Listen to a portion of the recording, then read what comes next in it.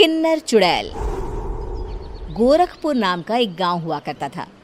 उस गांव में ज्यादा लोग नहीं रहते थे। उस गांव में एक गर्भवती विधवा औरत रहती थी।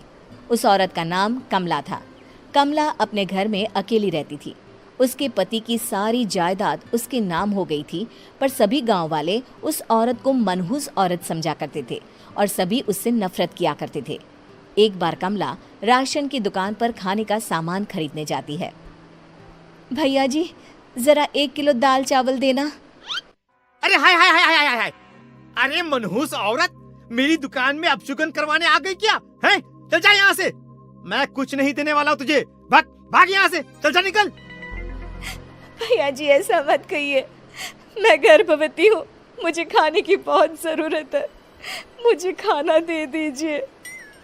दुकानदार कमला को वहां से धक्के मारकर भगा देता है।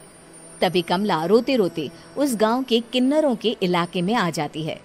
गांव वाले किन्नरों को उसी इलाके में रखा करते थे, क्योंकि वो लोग किन्नरों को पसंद नहीं करते थे और उनके इलाके में रहने से मना करते थे। तो किन्नरों ने उसी गांव में अपना एक इलाका बना लिया था। जब किन्नर लोग देखते हैं कि एक गर्भवती महिला रोते रोते उनके इलाके में आ गई है, तो सारे किन्नर कमला के पास जाकर उसका हाल पूछने लगते हैं। क्या हुआ बहन, तुम्हारी गर्भवती अवस्था में इतनी बुरी हालत कैसे है? तुम रो क्यों रही हो? तुम डरो मत, हम तुम्हें कोई नुकसान नहीं पहुंचाएंगे। तुम शांत होकर सब बताओ कि हुआ क्या है। मैं कमला हूँ। मैं गांव के दूसरे इलाके से आई हूँ। 2 महीने पहले ही मेरे पति की मौत हुई है। मुझे गांव के लोग मनहूस मानते हैं, क्योंकि मैं विधवा हूँ और गर्भवती भी। वहाँ के लोग मुझे खाने के लिए कुछ बेचने के लिए भी तैयार नहीं, जिससे मेरा गुजारा नहीं हो रहा था। कोई बात नहीं कमला, हम तुम्हारा ख्याल रखेंगे। किन्नर लोग कमला को एक खाली घर में रहने के लिए जगह दे देते हैं और उसकी देखभाल भी करते हैं। कुछ ही महीने बाद कमला अपने बच्चे को जन्म देती है, पर अफसोस, कमला बच्चे को जन्म देते ही अपनी जान गंवा देती है। जब सब किन्नर बच्चे को देखते हैं तो बहुत खुश हो जाते हैं, क्योंकि वो बच्चा भी किन्नर ही था। कमला ने एक किन्नर बच्चे को जन्म दिया था। अब इस बच्चे की देखभाल कौन करेगा?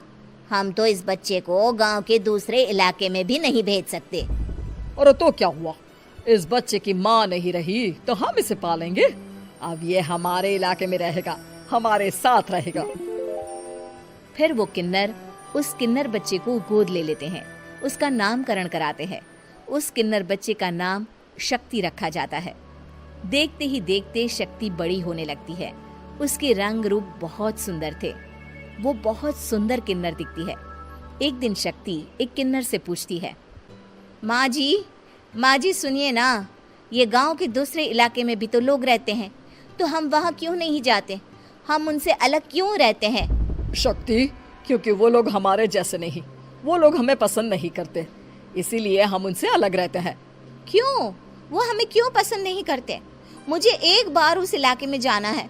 मैं एक बार वहाँ जाकर घूम कर आऊं। शक्ति, खबरदार, जो तू उस इलाके में कभी भी गई तो अपनी जान नहीं गंवाना चाहती तो उस इलाके में कभी कदम भी नहीं रखेगी, समझी? इतना कहकर वो किन्नर वहां से चली जाती है। शक्ति उस किन्नर की बात सुनकर बहुत रोती है। माँ जी, ऐसा कैसे कह सकती हैं? उन्होंने इतनी सी बात के लिए मुझे इतना डांटा। अब तो मैं उस इलाके में जरूर जाऊंगी। फिर एक दिन शक्ति गांव के दूसरे इलाके में चुपके से जाती है। ये लोग तो हमारे जैसे ही इंसान हैं, तो ये हमसे नफरत क्यों करते हैं?